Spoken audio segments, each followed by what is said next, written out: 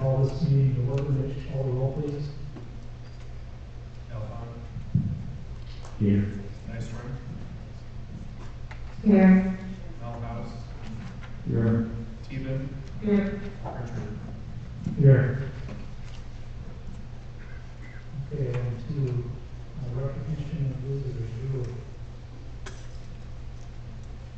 I'm pleased to announce that we have a Doors Award that we'd like to present to an outstanding staff member here at Boone Community Schools. Peggy Haystand, would you please rise? We can give you this award. And Mr. Winter is going to share a few words, hopefully, about the recognition and why she has been nominated for the Doors Award.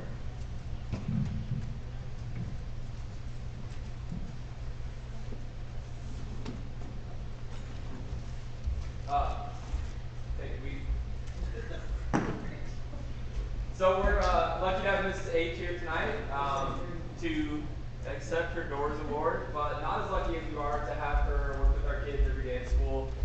Peggy does a great job. To start off with, she's super dependable. We can count on her every day to be there. And a couple other things about Peggy: she's extremely flexible.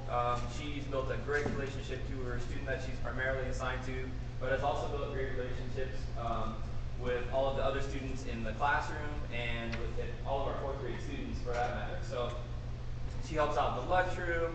She's going around, and because she has those positive relationships with kids, she's giving behavior corrections, joking around with the kids.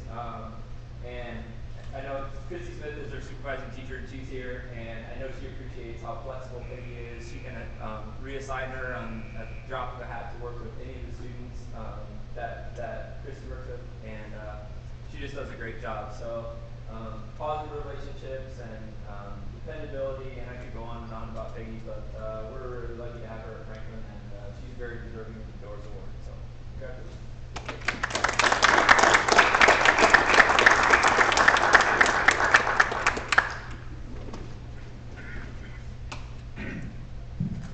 Thank you very much. Appreciate your hard work. Anything else? Recognition of visitors? Or if not, we'll move on to consideration of the agenda. Anything to add or remove? Any changes? No.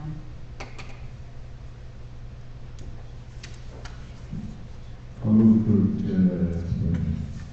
So a motion from Dr. Miles. Is there a second? I'll second.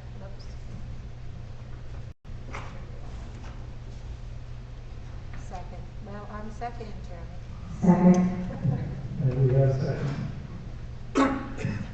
Any other questions or discussion? Hearing none, all those in favor, aye. Aye. Opposed? Motion carries. Okay, now we're at that point in the meeting where we'd like to hear from anybody who's here to address the board. This is your time to speak if you'd like to. If you would like to speak, each speaker, we'd ask that you please state your name and address, and we will be given 2 full minutes to speak. We will end the public comments after 30 minutes. I want to remind all speakers that while this is an open forum for any issues or concerns, the board does expect that all speakers maintain a civil tone and refrain from using profanity, raising their voices, or making statements that are threatening or harassing toward others. Any speaker who creates a disruption may be asked to leave the meeting. I want to also remind all speakers that any comments that may be made during the public comment section are done so at the risk of the person making the comment, and that the district will not be responsible for any defamatory or potentially defamatory statements which may be made. It is the board's practice not to engage or respond to speakers during the public comment section.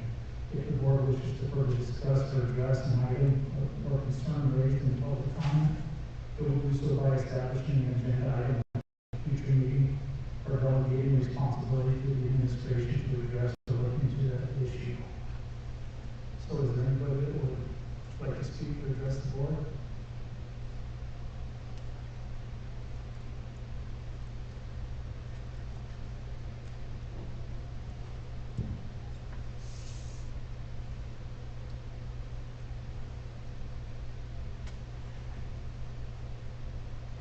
You might have to slide it on there, on the actual microphone.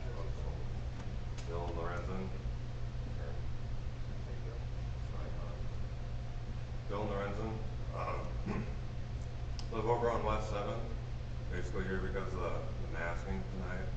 I know you guys probably already have decided, but you guys focus on the case numbers. You're not focused enough on what this is actually doing to our younger group, the comprehension.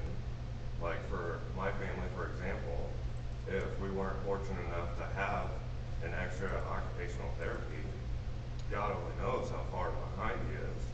You know, this community is like what, average sub 50K person. It's hard to afford extra stuff like that. So this is very impactful. And I could argue that they're closer at recess or lunchtime rather than the classroom. You know, this is just, it hurts. Not me, my kids. So, thank you. Thank you. Anybody else?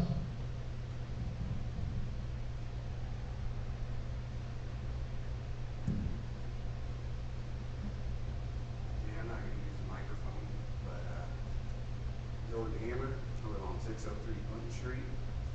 Tonight, you guys have the opportunity to undo the wrong that's already been done. I didn't think I'd be here because I figured we'd have a court ruling by now to take care of all this, but we aren't. So here I am. You guys got a shot here to undo it. I think everybody up there knows how infuriated parents are on how much time you guys spend in these schools. I'm a very active parent with my children in schools. I've talked to teachers. Teachers are not happy with it. They're tired of worrying about having to be the mask police. And then just comment, the next time you guys have a decision of this magnitude, you really need to take into your decision the effects of it. For example, the position you put teachers in, principals in, to the point where we have teachers getting on the community page and talking down to parents like they are subpar citizens for being concerned over this mask thing and being angry about it. The same teacher that in 4th grade had a conversation with my son, Ryder Hammer, in his classroom about why his entire class, they would get the vaccine or they would not. You guys aren't thinking of how you're putting parents in between principals, where Mr. Kelly's having to pull kids in for this ridiculous policy at COVID. You need to think of the impacts when you make a decision like that, the position you put teachers in, because the teacher-parent relationship is a very important dynamic that you guys greatly altered with your decision. Now, COVID vaccines should not be getting discussed with 4th graders, but the message has been sent evidently that we as parents do not matter because you guys ignored the survey. Think of that next time. You guys need to do the right thing. Make it right. You have your vaccine now, along with your double standard, do it right. And again, just to comment on me being in schools, none of these kids are wearing masks, at least in the middle school. So.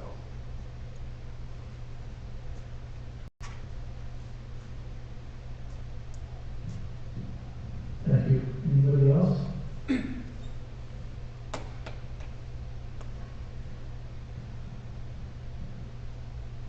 no other people interested in making public comments, we'll move on to routine business. And we need a couple motions on this one, it looks like. Move to accept the routine business except for pulling out a bill for Fisher Brothers from the general fund for $242.88. I have a motion, is there a second? Second. Then move and second. All those in favor, signify by saying aye. Aye. Opposed? Motion carries. I move to pay the Pritchard Brothers bill for $242.88. Then moved by second. Second. Second by, Pam. Questions, comments, discussion? Hearing none, all those in favor, aye. Aye. Opposed? One abstention.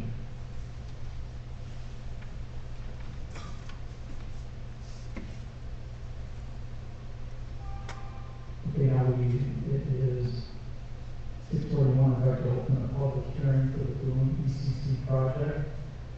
And basically, this is, just last opportunity for any public comments, written or otherwise. We'll move on down to the second contract. Anything to add, Julie?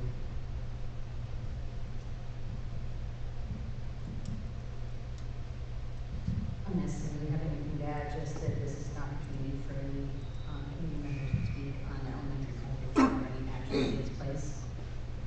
Mitch, any written comments?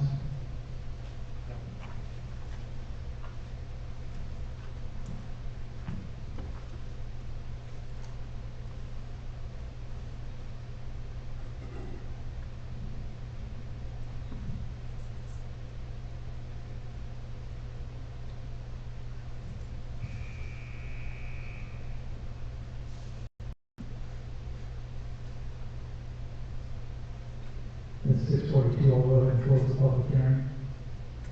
3.02 is very similar to public hearing for the homeschool teachers building and high school gym renovation, as well as the high school HVAC projects. Go to 6:42, so I'll go ahead and open this meeting. Anything written on this one, Mitch?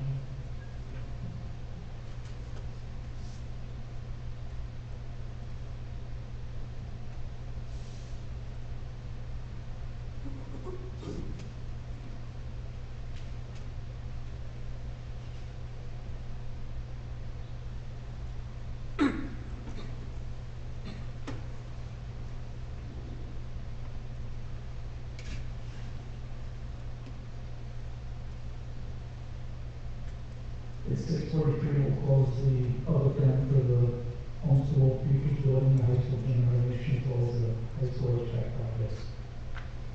So on the 3.03, pre-K through 8 mask mandate, I'll turn it over to you. The district's recommendation at this time is to have the current mask mandate expire December 22nd at the end of the day. That's our recommendation to the board.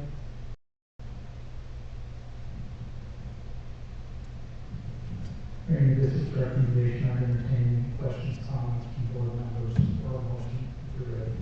I move to accept the board, the administration's recommendation to have the current mask mandate expire December 22nd at the end of the day. It's been moved by Pat, do I have a second? Well, I'd like to discuss this some, but I'm not. Second. I'll second it, yes. Do you have a second, so any other questions, comments, concerns, or discussion from board members? Yeah, it's with great deliberation that I come to this decision tonight. I was very excited when, positivity rate being having this 5.6, now it's about double. But I'm fully vaccinated with a booster, as is anyone in my family that's eligible to be. But I live with someone whose health is very compromised. So I will continue to wear a mask. I will continue to wear a mask because it's my choice. And I feel like this is a really terrific and scary science experiment. We'll see how it turns out. But now that options are available and medications are available, I can see that each individual has an opportunity to make choices. I hope they're the right ones. I know that I will continue to make the right ones for my family. And basically, I hope and pray that we don't have any incidents in Boone of children getting really ill, or teachers getting really ill again, or anything happening, Thank you. Thanks, Pam. Any other comments or questions? Hearing none, we do have a motion and a second. All those in favor? Signify by saying aye. Oh, go ahead.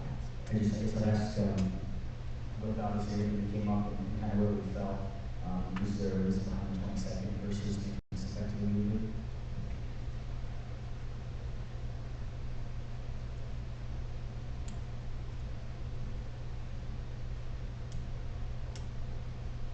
The original original thought was they would have time to have the first vaccine clinic get through. That was the original thought. The first vaccine is through right now, first vaccine clinic. I'm saying by ending at the end of the day on the 22nd, by the time students would return, then they would have had the opportunity to have both the first and second shot with 2 weeks. That was the thought process behind that. Okay, thank you.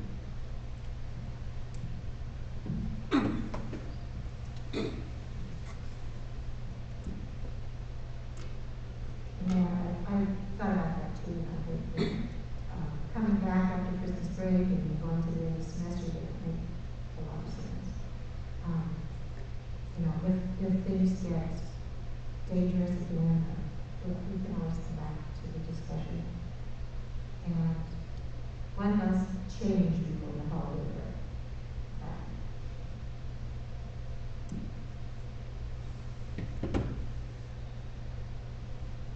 Hearing nothing else, I would ask all those in favor, signify by saying aye. Aye. Opposed? Motion carries.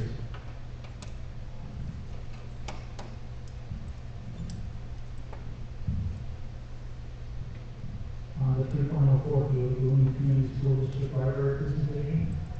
Yes, we have Cindy here to present to you, and lucky her, she presented earlier to another community group that I thought she did such a great job that it would be nice to have her present to the board and the rest of the community with regard to our library and kind of just give the same presentation. So hopefully you have it. All right, thanks.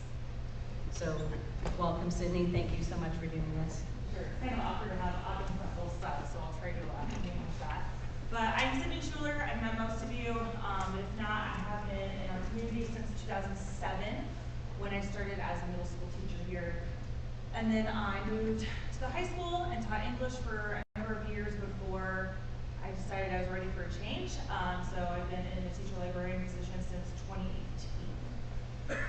So I guess that's just a little bit of an introduction. I finished my degree in school library studies in last summer, 2020. So I've been done with school for about a year and a half now. I'm going to the next one, Mitch, thanks. So kind of wanted to start with where I come from, and that would be a lot of what I base my activities on are the AASL standards, which stands for the American Association of School Librarians. These are the ones that you and I, when I had my program, went through, and also when the state of Iowa brought in school library standards in 2019, suggested standards, I believe is what they call them, they based them on these as well. So you can see they are inquire, include, collaborate, curate, explore, and engage. There's much more specific standards, but those would be 6 kind of big ideas. I'm hoping to share a little bit about what I do that's maybe not the traditional what people think of when they were in school, what their school libraries looked like in the 80s and 90s when we were in school. So I'm going to talk about first something I do at Beach and Lincoln called Storybook Stem. And this is from this fall. We did a Storybook Stem challenge on the book Creepy Carrots. So when we do Storybook Stem, they read the book with the amazing library associates we have one week, and then the next week they come in and do a STEM challenge about it. And so I gave them an orange piece of paper, a small green piece of paper, scissors, and tape, and then their STEM challenge was to create the longest carrot that they could. And then we did some measuring. So we got some engineering and some math in there for the students to work with. And so they started with kind of the one that you see on the left, where we've got the yardstick up there, and it's plenty big to measure their whole carrot, and then they are going through the engineering process and trying to figure out how they can improve. I also kind of gave them the background at the beginning that the longest ever grown carrot was a little over 19 foot long, so I had to look that up. I'm kind of like, carrot, so I looked that up, and we marked it on the ground, or on the floor, and then they tried to make them that long. Some of our students were able to get that goal met, but we had lots of little engineers that week. Go to the next one. One of the big things at Franklin is our Computer Sciences Elementary Initiative. So Dr. James is here, and Diana who works in our elementary schools, and I wrote a grant in 2018, and we were awarded that grant. And so we've been working on integrating computer science in ever since. One of my favorite projects is the one that I have up here And on this is the what I do with screen. third graders. It's And a this is what I green do with screen third project. graders. And at the beginning of their third grade year, they pick a book that they like that they want to recommend to their peers. And so they create a word cloud, which is the background up there. And then they take their picture of themselves in front of the green screen, and then we use an app to put it together. And so for computer science standards, we talk about the impact of technology and how sometimes you see pictures, you see videos, et cetera, that really aren't exactly how they look. And so that hits those computer science standards. And then as the librarian, I love it because we have kids recommending the books that they like. We hang these up all over the library, so especially our second graders who are coming into a new, much bigger library than they're used to at Page and Lincoln can see kind of what the big kids are recommending, and it's a fun project. Last week was Computer Science Education Week, and so a lot of different things were happening at Franklin, but in the library, we did computer science projects with second, third, and fourth grade. Our second graders on the left, we're starting their green screen project. They do an I Spy page that they put themselves in, and again, we start learning about that green screen technology and the impacts that technology has on our society. In the middle, we have a third grader creating a binary code bracelet. So we talk about binary coding and how to create the alphabet using binary coding, and then they make a bracelet with their first initial. So that's what she's doing. And then our fourth graders on the right do some coding where they pretend that their classmates are robots, and they write a code, for them to stack cups in a certain way, and then their classmate acts as the robot and has to follow the code, and so they have to see if their code needs debugged or if it works out, and what they can do to change that. So that was last week at Franklin. Another one of the things that I've worked on in our libraries is to move to a genre-based organization for our fiction sections. This is something fairly new in the library world. And so we started at Franklin, and I've done Franklin in the middle school so far, and I'm in progress at the high school. But it's instead of just having one big fiction section, we have a section for realistic fiction and mysteries and fantasy and horror and so on. And it's been pretty popular. They kind of call it the bookstore model because normally when you walk into a bookstore, you kind of see those divisions, and kids are able to be a little bit more independent in the library and find kind of read-alikes when they get done with a series they have enjoyed or anything like that. Another one of the initiatives we've done, and this is done at Franklin and the middle school, is called Marchbook Madness. I stole this idea, to be completely honest, from online, but I have kind of changed it. There is a group that puts out a list for different ages online, but I decided to kind of personalize it for our school. And so what I do is I take the top 16 circulated books that year and put them into a bracket. So there's our Sweet 16.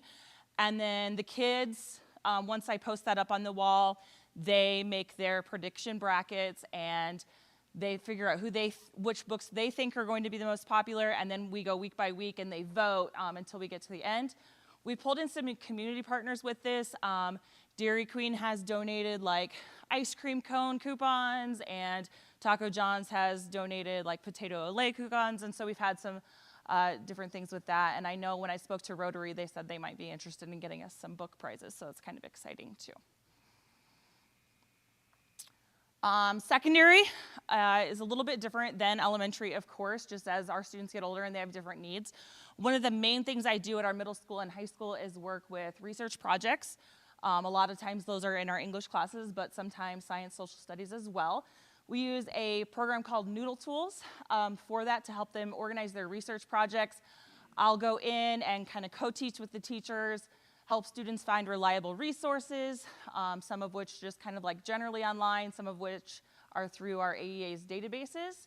And then they organize it with Noodle Tools so we can talk about, academic integrity and making sure they're giving credit to their sources, which honestly is not the students' most exciting thing that they do, but it's an important skill, and I always remind them that they will be researching beyond school, whether they go on to a college or whatever, they're still going to have to research when they want their next car or their next cell phone or whatever, so those research skills are really important.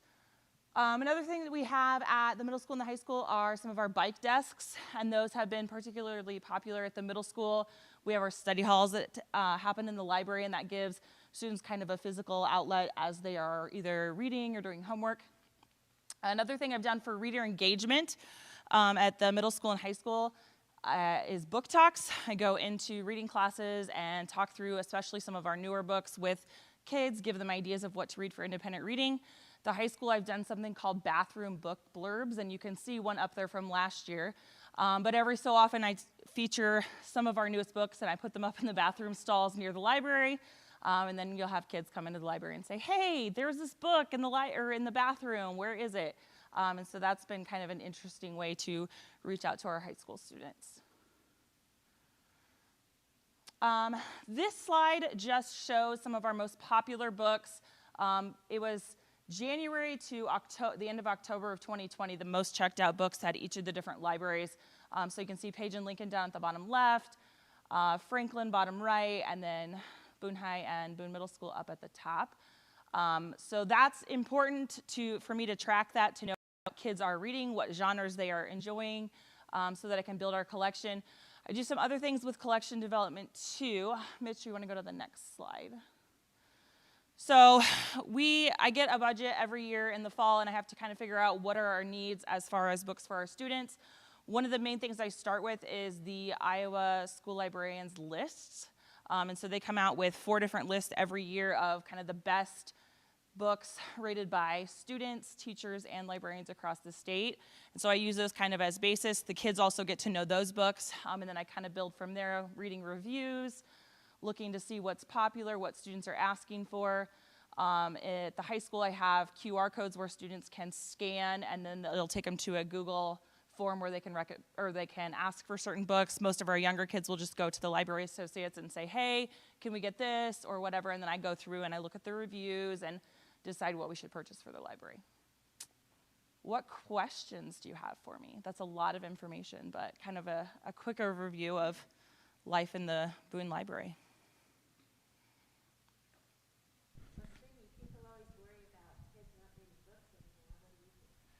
I mean, there's definitely a drop-off as we hit our older kids. Like, if I look at the circulation numbers for the middle school versus the high school, it's much lower at the high school.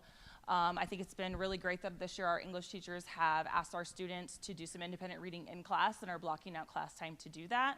I've also been trying to make students aware of like ebooks and audiobooks through Mac and Via, that's through our AEA, because sometimes I know those fit into the busier schedules when other ones don't. It also kind of appeals to the podcast listeners, those ebooks, or audiobooks, excuse me.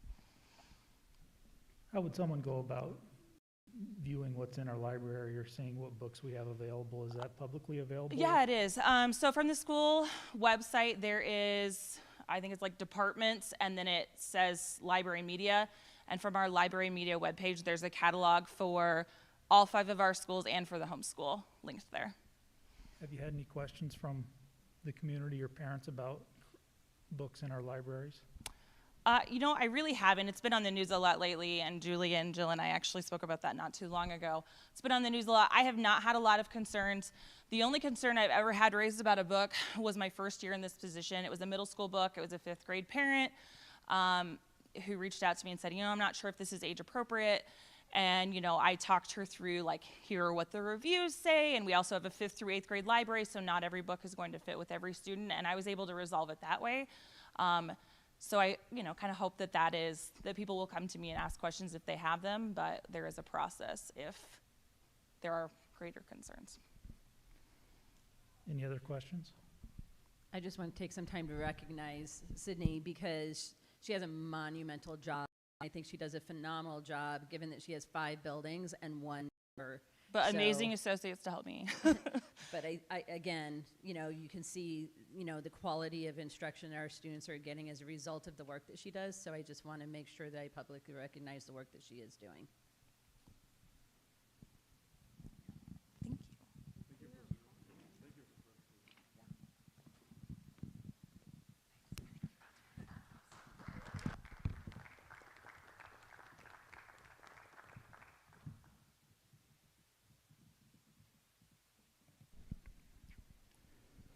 Okay, on to district project overviews, which I'm guessing will be some exciting news and some slightly depressing news. Okay, so Mitch and I are going to present to all of you on the different projects that we have, kind of give you an overview of what our goals are for each of the projects, as well as our budget amounts and where bids have come in. So go ahead and slide to the next one. This is our table of contents for this evening. So you can see we have just a few projects on our plate right now. You can see the Early Childhood Center project, Futures and HSAP building project, high school gym and renovation, the HVAC upgrade, City Road project, and any questions or comments that you have when we've been able to provide you with the information. So this is just a sketch of what our new elementary building may look like. That's what gets us really excited and energized, seeing that is coming closer and closer to fruition. This is just another side view of if you're going to be picking up your students at the roadway coming in. So here are our project goals for our new elementary school. We want to continue the development of our district infrastructure. This has been part of a long-term plan. We want to create a safer and more secure learning environment for our students in one facility. We currently have two, and you're all well aware of the fact that they are not ADA compatible and have some other issues that we would like to improve upon. Safer and improved community access and utilization. Our current buildings are nestled in amongst city streets, so there's really no parking, and drop off and pickup can be quite exciting depending on the day. We want to just replace Lincoln and Page, just it's time to do so. We want to contribute to the economic development and growth in Boone and attract and retain student enrollment. So those are our goals in having this new elementary facility. Here's a timeline of what we've gone through, starting with the passing of the bond. We're very appreciative of our community's approval rating of 80.56 approval with our bond vote passing. That was for $23 million. And we closed on the property on March 11th. We had a groundbreaking recently in October. Our bids were opened December 7th. And tonight we're hoping to award the contract bids with starting construction this spring and an anticipated opening of fall of 2023. Here's some of the more less exciting news. So we're going to start with our original budget and our bond language. So when we bonded, we purposely bonded trying to ensure that we had a little bit of wiggle room because pricing always changes over time. So at that time, the total price was going to be approximately $21.8 million. Again, we did have the bond issue for $23 million, giving us 1.1 leeway, and then we were going to contribute about $450,000 of our Pearl funds for the playground. So we anticipated at that time having 1.6 roughly million dollars of wiggle room should some of the pricing go up potentially. So as time went along, there are other projects that occur in the state that we watch closely, and we were seeing that prices had increased dramatically. And so we rebudgeted when we saw some projects that were similar to the project that we have going with our elementary school. And at that time, it was looking to like our total price would be roughly $27 million. We then decided to commit some food service dollars to helping fund the nutrition portion of the new building. And you can see what our overage was prior to the bid opening. So we had already received some not so great news that the pricing was going to be over. And then our budget after the bidding, we're sitting at $5.2 million over. So our total price would be $29,179,294 when we originally planned on it being 21.8. And so you can see that our bond issue will accommodate 23 million of it. And then we did, again, add extra food service money to try and help offset some of that overage. But that's kind of where we sit right now with our elementary financing. Mitch, do you want to add anything? I would just say we, a few months ago, we sat down and we did some cutting for that building and saved probably $1.6 million. So we already did some value engineering quite a few months ago. So. Thank you. We did do that. 1.6, and that's after we did the value engineering. So those numbers are after that. So this would be a picture of the future homeschool futures building, the outside of it.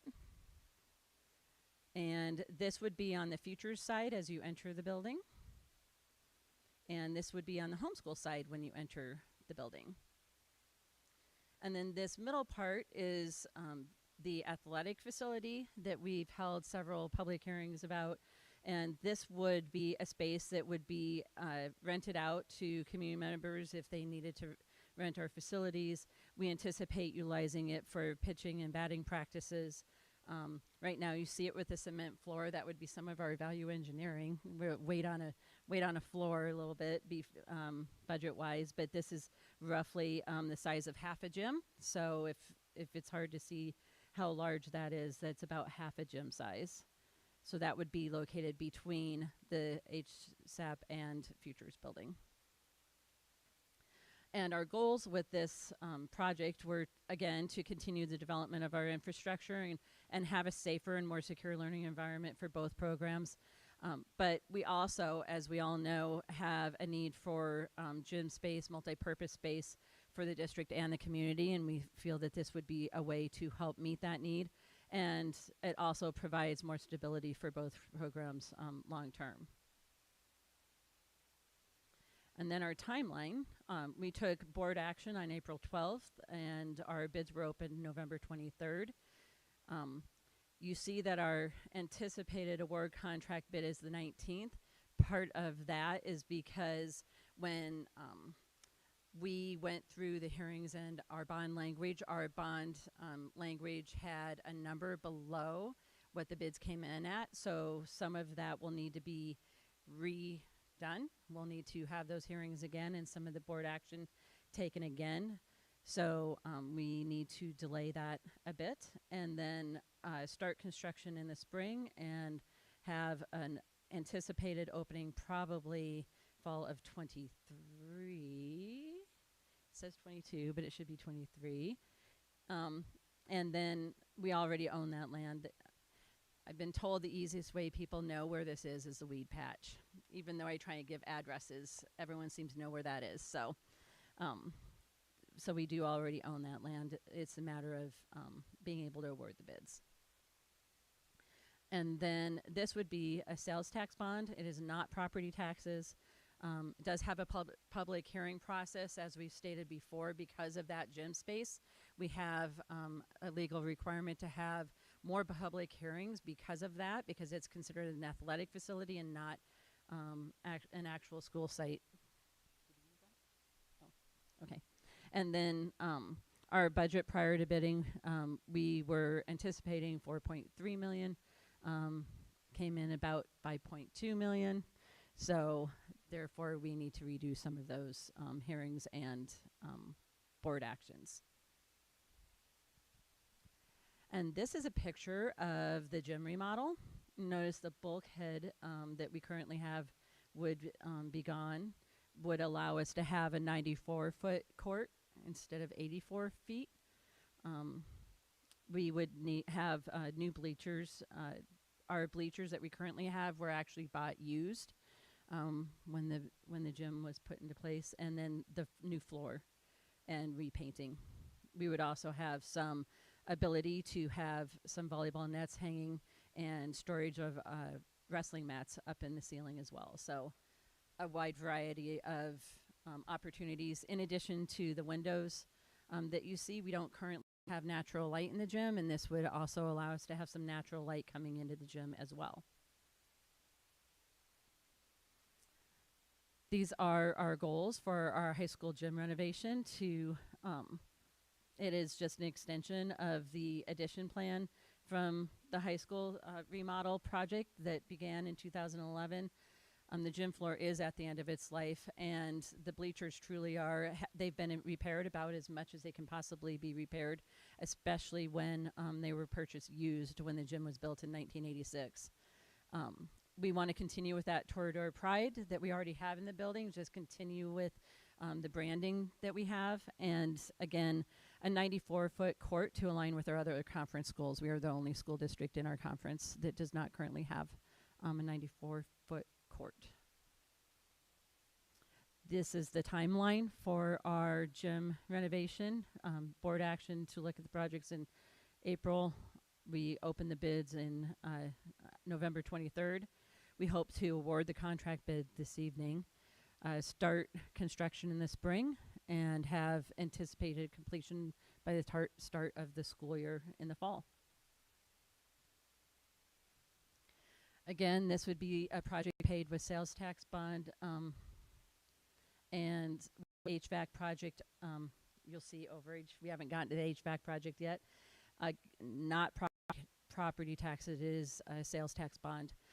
The gym remodel came in the closest to our planned budget of all the projects. So our budgeting prior to was 1.86 and came in about 1.984. So our HVAC upgrade project goals are to complete air conditioning in the high school building. Any of you that have attended graduation know that there's no air conditioning currently in the gym. And it would also improve the air quality within the 1986 portion of the building, which also is a key component for us to being able to use ESSER funding to help with the project costs. ESSER funding is federal funding that's provided to school districts to use for COVID-related expenses. And so that is what we plan to use our ESSER funding for, is the HVAC upgrade. We do, the timeline for this, again, was April 12th. The board took action to look into the projects. Bids opened on the 23rd of November. We hope to award the contract this evening, start construction in the winter, and anticipated completion being the same as the gym with fall of 2022. And with the budget, the thing to know about ESSER funding, we also have to have prior approval to receive ESSER funds, and we have received that, applied for and received approval for $2.5 million. We do not have $3.4 million of ESSER funds, so we have leveraged the amount of ESSER funds that we have to go towards the HVAC project. We plan to pay for the overage with the sales tax bond with the gym renovation project. Again, this is not property taxes that we're talking about, it's sales tax bonding. And you can see that the HVAC project did come in over budget, but we plan to wrap that overage into our sales tax bond with the gym renovation. And ESSER funding also only has one-time funding. It's not something that we'll ever be able to attain again, and it does expire in 2023. Our city road project, city school road project goals are that we want to ensure that there is a roadway connecting Hancock Drive and Corporal Roger Snedden Drive. We want to allow for quick access to Highway 30 and decrease traffic within the surrounding neighborhoods with the building of the new elementary school. So those are our goals for this city school road project. Our goal would be to continue to work as we have with the city on the road plans, award bids, and start construction in 2022, and with an anticipated completion of fall of 2023. So this last slide is a summary of our projects, of where our preliminary budget was and where we are today in today's time, and the amount that those bid totals came in over our original amounts. And so you can see where we sit. Just a note to add, when we were looking at the elementary too, we had to create that bond language in September, months before the election. So we had no idea where the market would be. We planned on that building being 235 a square foot, and it's at 299 a square foot. So we realized that we went way over, but that's just how the market changed.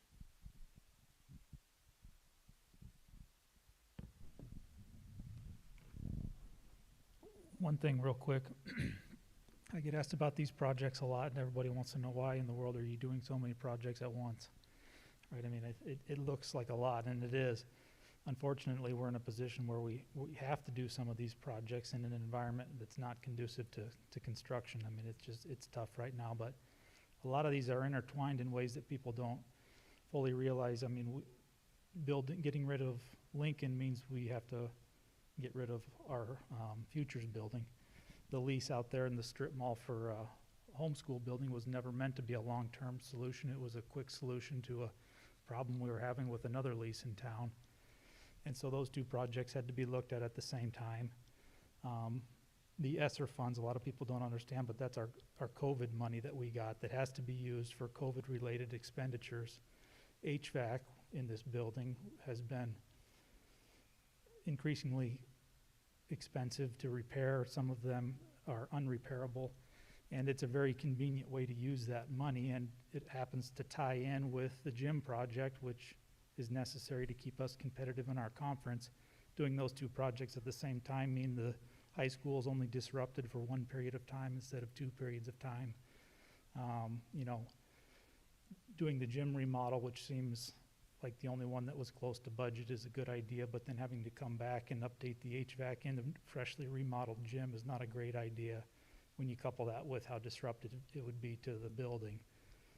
So it is a lot, and it looks like a lot, but it has been well thought out. And one thing I'd like to point out is, while it is a bad time to do these, we have to do them. And years of good financial stewardship by previous boards, Mitch, and previous business officials has made it so that we can weather this much better than a lot of districts.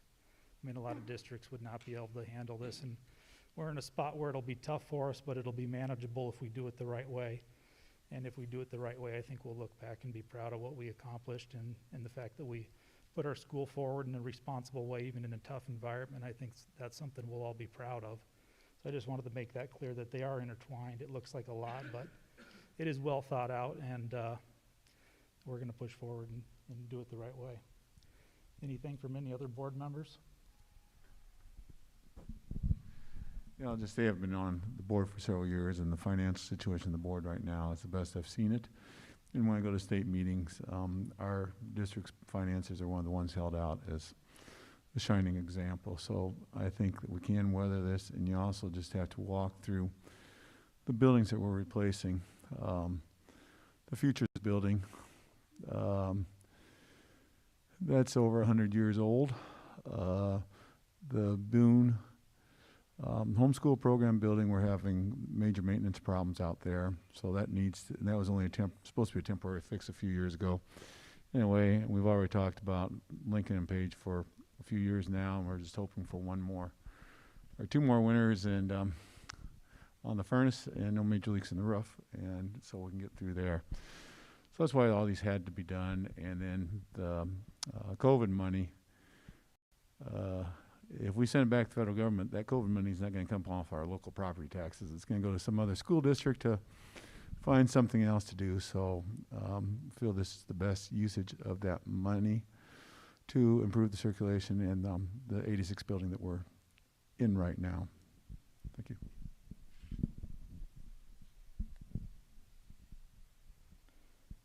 Anything else? Any other questions? Julie, Mitch, anything to add? I'll just echo that all of the decisions the district's made financially about refinancing or refunding has also helped contribute to this being possible, and good stewardship of tax dollars and being fiscally responsible allows for this kind of action to take place. So while I've only been here a year and a half, all of the work that's come prior has also helped lay that foundation. So I just want the community to appreciate the fact that those decisions do have long-term benefits when we're doing that refunding and refinancing. And you have heard this fall us continuing that as well, because we have also started refinancing some more bonds so that we can continue to be fiscally responsible. So that's all I have to add.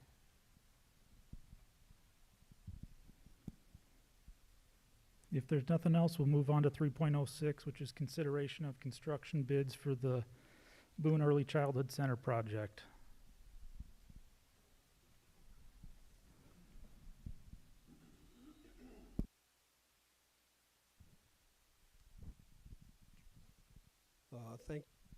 Thank you, board members. I'm Steve Lang, president of Lang Construction Group. We're the construction manager for the Early Childhood Center.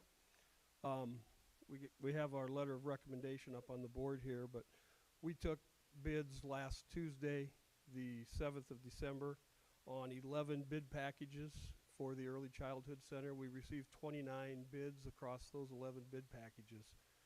And we got pretty good coverage on some of them. A couple of them, there was only one bid, but that's just a reflection of what's going on in the market today. Our recommendation is to award to the low bidder in each category, and also after some discussion with district staff and administration, there are 4 alternates that we are recommending that we approve. I'll run through these really quickly. First one is bid package number 2. It's a grading and utilities. We recommend awarding that to Construct Inc.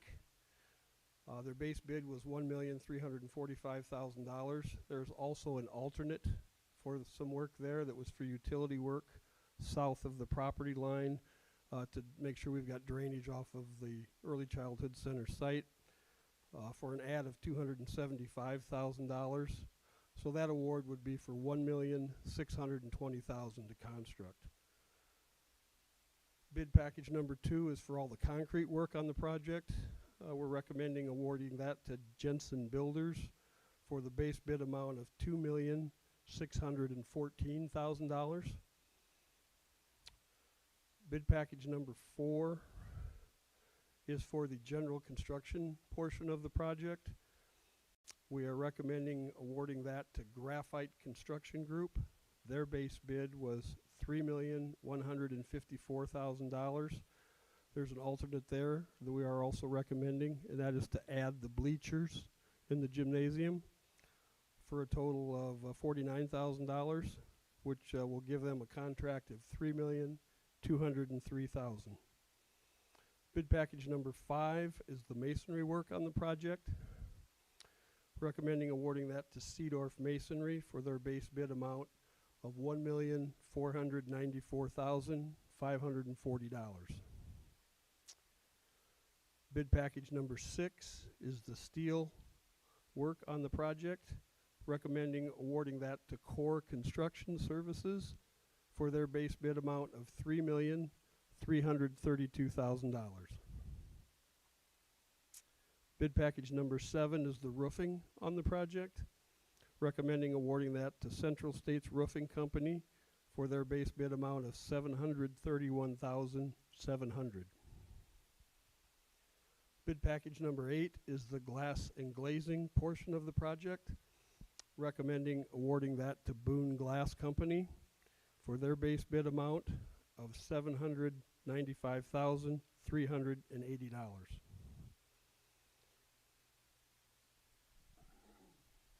Bid package number 9, drywall, acoustical, and painting.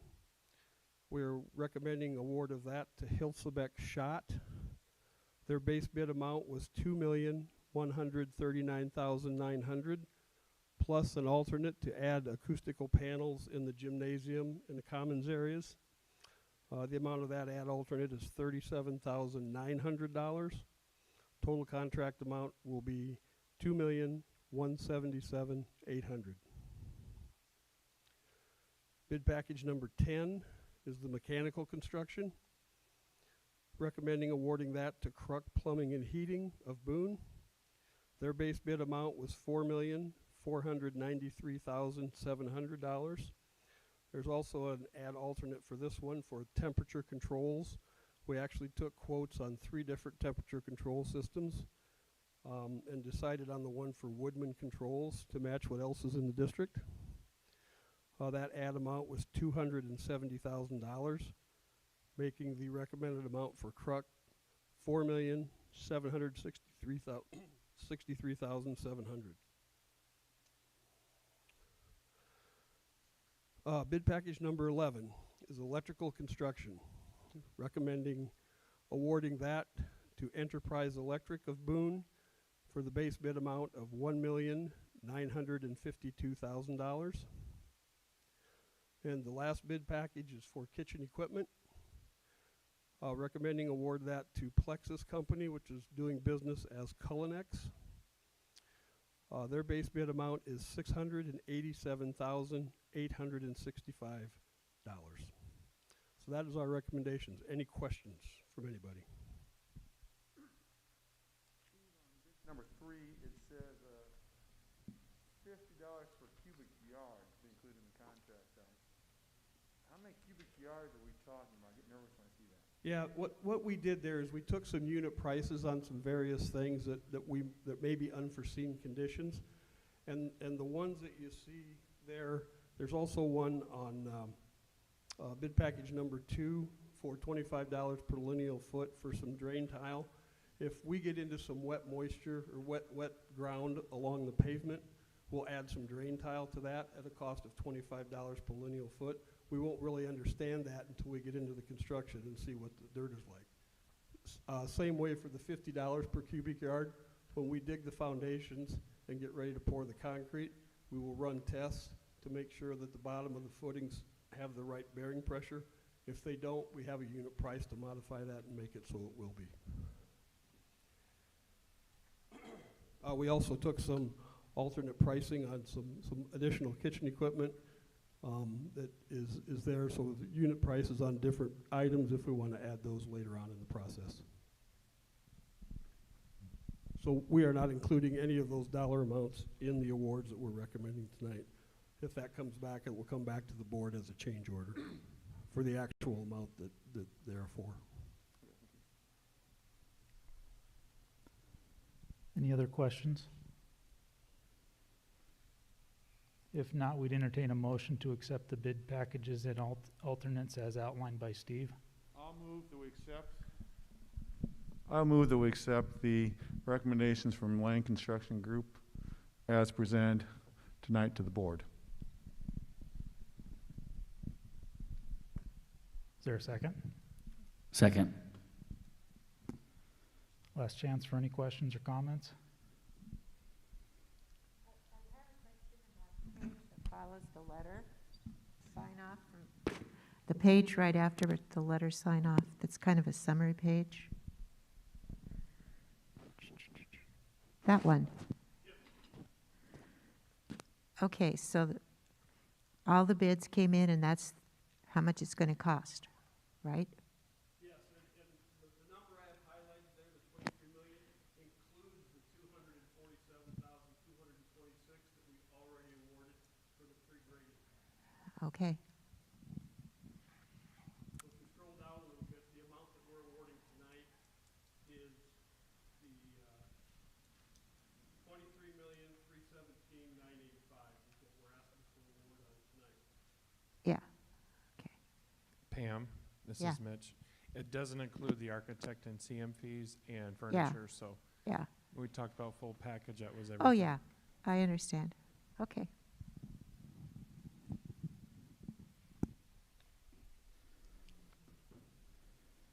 Any other questions? If none, we have a motion and a second, and we'll do a roll call vote on this one, Mitch. Elthon, Yes. Nystrom, Yes. Melhouse, Yes. Teben, Yes. Pritchard. Yes. Motion carries, so we'll move on to 3.07. Consideration of construction bids for the high school gym renovation and high school HVAC projects.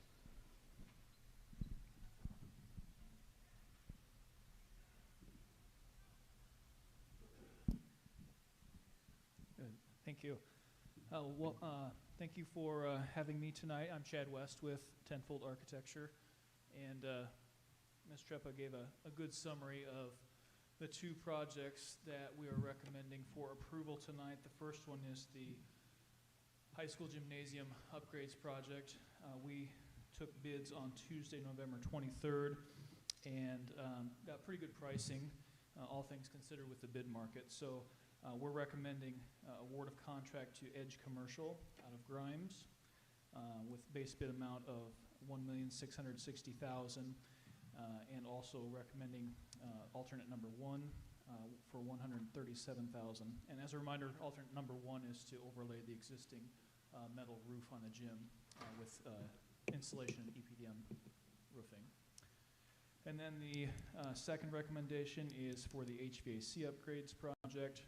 We recommend approval and award to Henkel Construction. Base bid amount of $2,725,000, and also recommending acceptance of alternate number 1, which is the second chiller, for $380,300. And as Ms. Treppa mentioned, there is no recommendation to proceed with the Futures High School project at this point because of the need to redo the public hearing. Those bids did come in higher than originally published and spoke about at previous public hearings. So that's, well, we'll wait on that, but hopefully can award that in January. Any questions on that?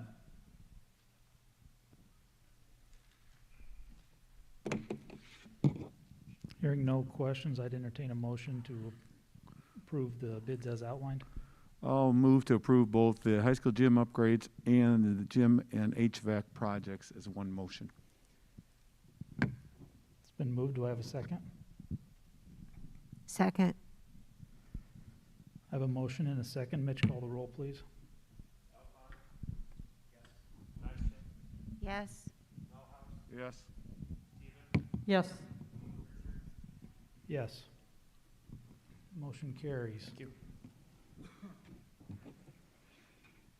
Okay, on to 3.08, New Boone Early Childhood Center Road Project update. Julie? Yes, as we've been collaborating with the city on the road connecting Hancock Drive and Corporal Roger Snedden Drive, I believe we've reached a point where it would be appropriate to take formal board action demonstrating this commitment, so we just need a motion stating such.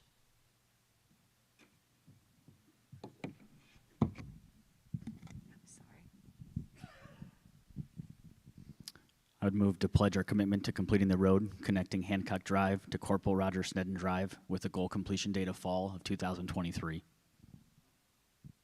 A motion by Matt. Is there a second? Second. It's been moved and seconded. Mitch, I think we'll call the roll on this one too. Sorry, any further questions, discussion, anything to add?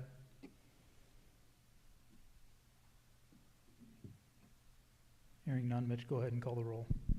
Elthon. Nystrom. Yes. Melhouse. Yes. Teben. Yes. Pritchard. Yes. Motion carries. Okay, 3.09 resolution fixing the date for a public hearing on the proposed use of saved revenue for an athletic facility infrastructure project. Julie, a quick update on this. Yeah, this is just a resolution that will have our hearing date for the save revenue for the athletic facility again. Same thing that we've done before, we just need to redo it. This is for the homeschool. This is for the project. homeschool futures.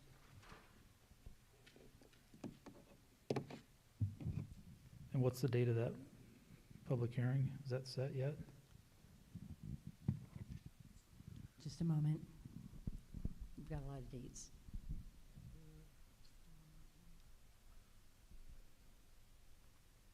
January 3rd at 6:30. I move to fix the date for the public hearing on the proposed use of save revenue for an athletic facility infrastructure project for January 3rd at 6:30. Second.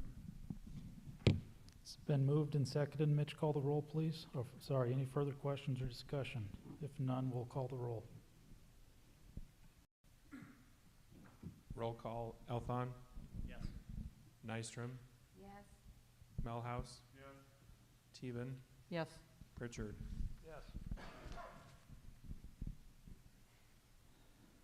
Okay, we'll keep going here. 3.10, Community Adolescent Pregnancy Prevention Program, MOU.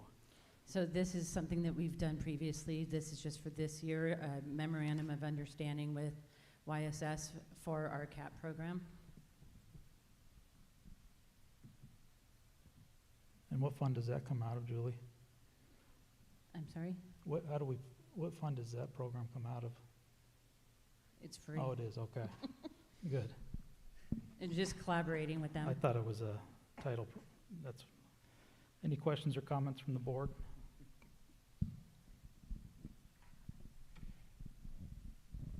I move to approve the MOU with Youth and Shelter Services. Is there a second? Second. Any further questions or comments? Hearing none, all those in favor, aye. Aye. Opposed? Motion carries. 3.11, out-of-state travel.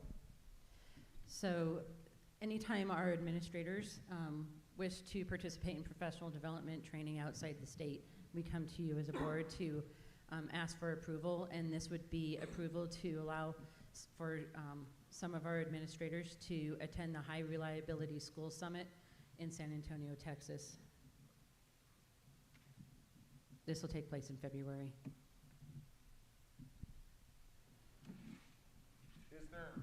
This is already budgeted for, is that correct? Yes, this is part of our professional development dollars that we had planned to spend anyway. Any other questions? If none, I'd entertain a motion. I move to approve out-of-state training for administrators for the High Reliability School Summit in San Antonio, Texas in February. We have a motion. Is there a second? Second. It's been moved and seconded. Any other questions or discussion? Hearing none, all those in favor, aye. Aye. Opposed? Motion carries. 3.12, ACT testing report. Dr. Janes will come and share with you our ACT assessment results from, I believe this is from last year.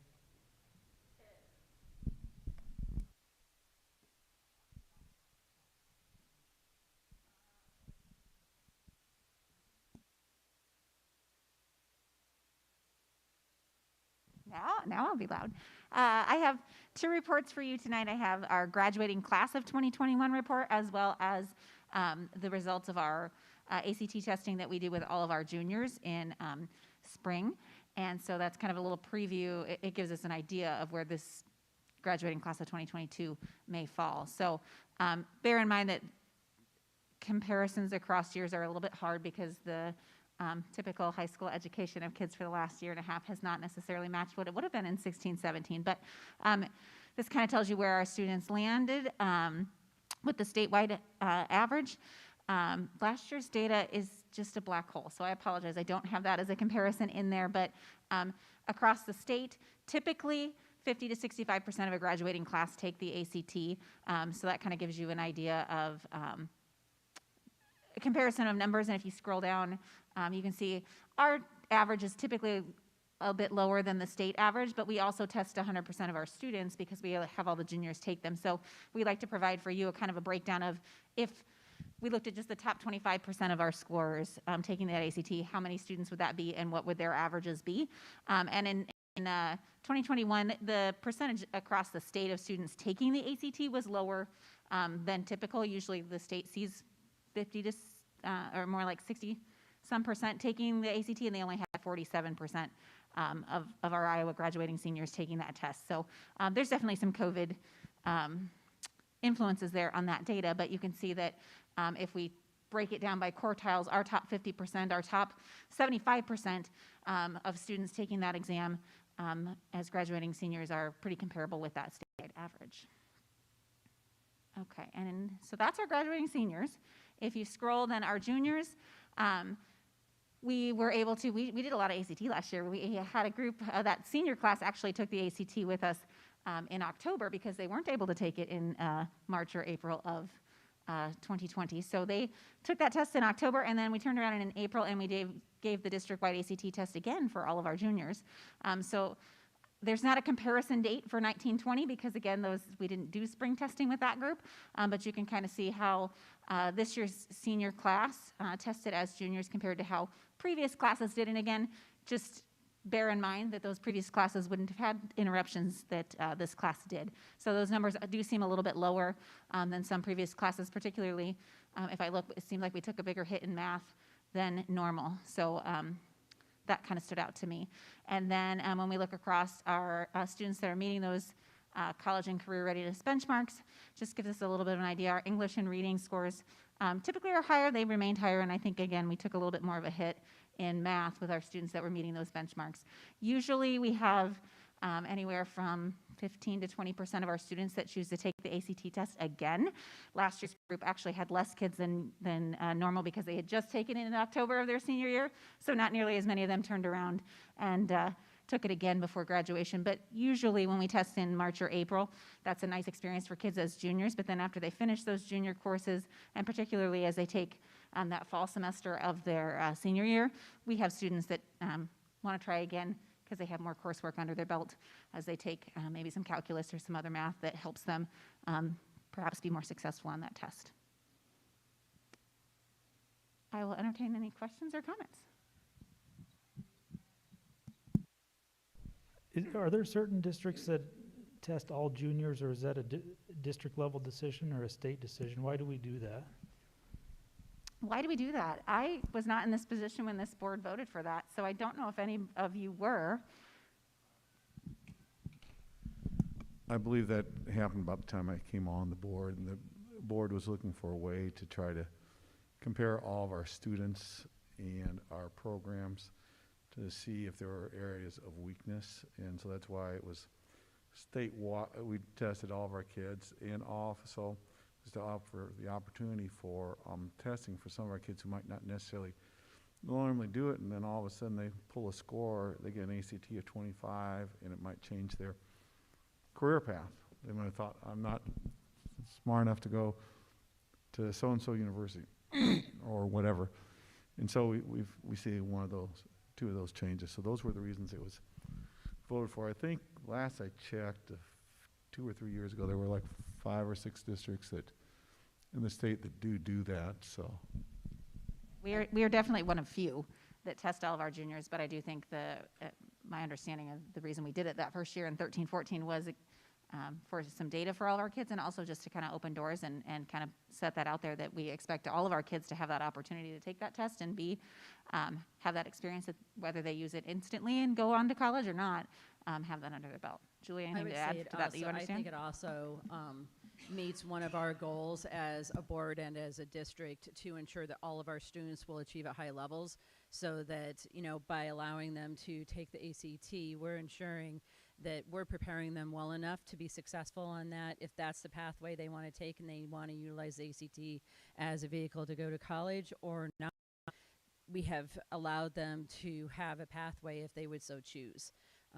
We don't want to close any doors for our kids, and I think sometimes historically the ACT has been a door that closes for some students because they maybe don't have the means to take the ACT or have a perception that they would not be successful. And by having all of our students take it, it also ensures that we're providing the kind of education that they need to be successful. So I would commend the board for being so forward thinking in the past to recognize the equity issues with that, as well as when we say we want all students to be successful, we mean it, and it's demonstrated through that action. As part of our state differentiated accountability measures, a new addition to that convoluted formula that we look at to determine if our schools are commendable, acceptable, exceptional, whatever. A portion of that is calculated by the percentage of your students taking the ACT. So I believe maybe last year was the first year last year or the year before was the first year that was a data point that they include in that calculation. But we beat a lot of people in state on that particular measure because we do offer that to all of our kids. So our participation rate is very high. And then we just continue to look at how can we continue to support students in their overall scores on that measure. I'm glad we do it. It just seems like there's always issues with standardized testings and comparing them year to year and them changing on a regular basis. Having everybody take the ACT would be a statewide comparison that would be beneficial for everybody. So I was just curious how that came about.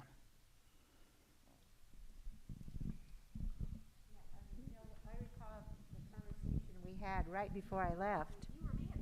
Yeah, and right before, I left, we talked about how when you give it to 100% of your students, there's going to be a little different looking outcome. But again, everybody had an opportunity to take it. It used to be kind of an exclusionary thing, and you still maybe would get a 21 or a 22 average. And so,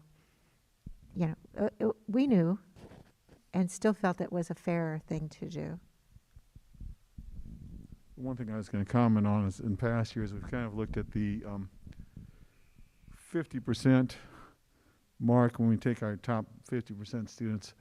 And do you know what the state average is in each of these categories at the 50%?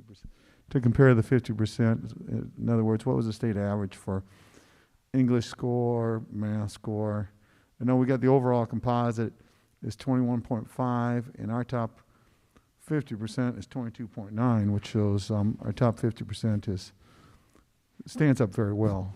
We typically receive a report that has that data. We really haven't gotten that report yet. So we have access to our scores, and I have the overall state average that's been reported in the Des Moines Register and so on, but that breakdown from ACT, we haven't received yet. Last year it came very late, but this report's on here, and it seems odd to report to ACT twice, so we can definitely follow up when we receive that. But I also double check with some other school districts to say, have you gotten your little file like that yet? Because maybe we missed it, but that data hasn't come yet. But I wanted to be able to give you the graduating senior report at the same time because it seems really delayed to report it in January or February for you. So I don't have it in hand right now, but when we get it, we can certainly share that.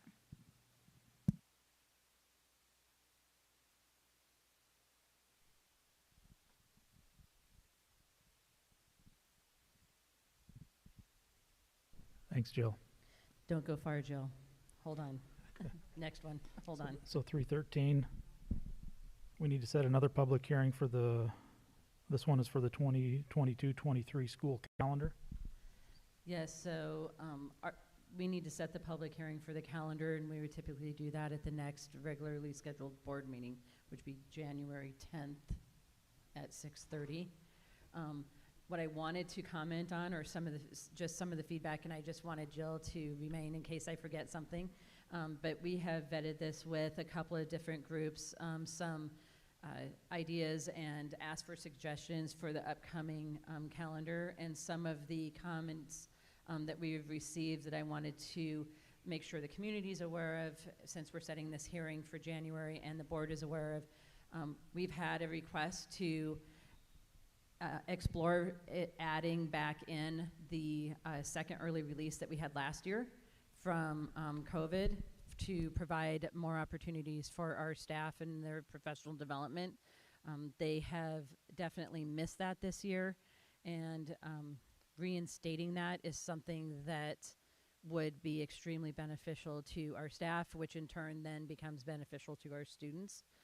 The other feedback that we received was that Hvac committee had felt strongly that we should end before Memorial Day. They did not want to go to school after Memorial Day, so they wondered if it was possible to make sure that we're adhering to the 1,080 hours, but if not making up a snow day would allow us to get out before Memorial Day, that be explored.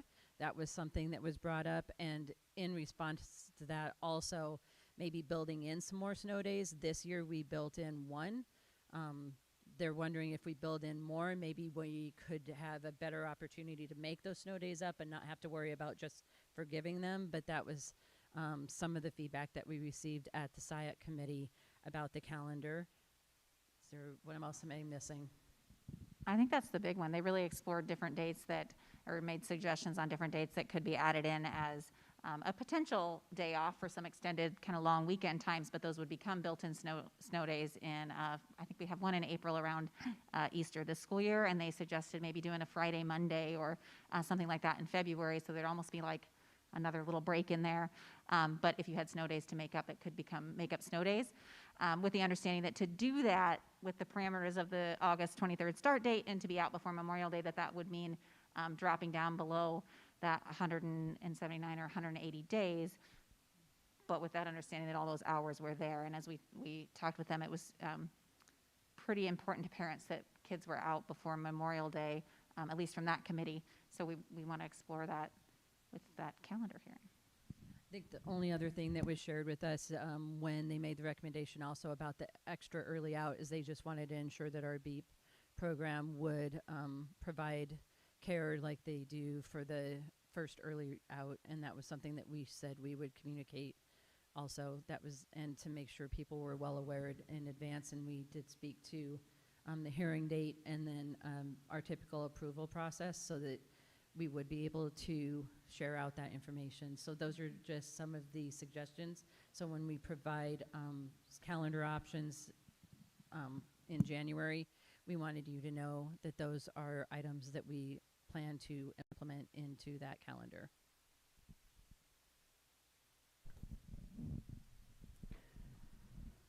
I move to set the public hearing on the calendar for 6:30 p.m. on Monday, January 10th, 2022. We have a motion. Is there a second? Second. We have a motion and a second. Mitch, it looks like we need a roll call vote on this one. Oh, we're just setting the hearing, sorry.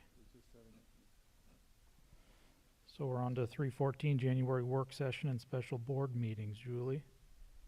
We need to vote on that. Oh. Okay, I apologize. So we have a motion and a second to set the public hearing. All those in favor, aye. Opposed? Motion carries. Now we'll move on to 3:14, January work session and special board meeting. Okay, so we have on the agenda all of the dates, and I'm going to have Mitch chime in for what each date is again. If you recall when we talked about having to have some of the extra meetings to have the extra hearings, that's what some of these dates are. So January 3rd at 6:30 in the high school library for the public hearing regarding our athletic facility, correct? And then January 19th, we need to decide on a time in the central office conference room for homeschool and futures building bids. And then January 24th at 5 p.m. in the high school library for We're selling our 3.1 million save bond and then one of our refunding bonds that day. So we have a first special meeting to approve those action items, and then we flow into our regular board work session. And then we have a work session after that, and we just need to decide on the agenda. I think we already had a work session scheduled, and we just kept it, yeah. So we kept it. So I believe budget, what was the original work session? Okay, so staffing, yeah. Yeah, so staffing was the topic that we had originally, so I'd anticipate doing that. And this is why we have a board secretary to keep track of what we're doing for each of these meetings. So we need to decide on a time for the 19th, otherwise we need to set those dates and times. So on the 19th, the options are 12 p.m. or 5:30. Mm-hmm. I'm free all on the 19th. I can do either one of them. All these meetings are like three of us present. But the first two, can only have to be three present to have quorum to do those. The 24th on the power schedule, so FYI. Any other preferences on the noon versus 5:30? I'm good either way on the 19th. I do have a commitment in the evening, so I would prefer we stuck to the 5:30 versus the 6:30, but That's for the 19th, Matt. that's correct. Either one's fine with me. I prefer 5:30. Sounds like the consensus is 5:30 on the 19th then. I'll move that we have the special board meeting on January 3rd at 6:30 p.m. in the high school library. On January 19th, we'll meet at 5:30 p.m. in the central office conference room. And then our third special board meeting will be January 24th at 5 p.m. in the high school library. Thanks for that motion. Is there a second?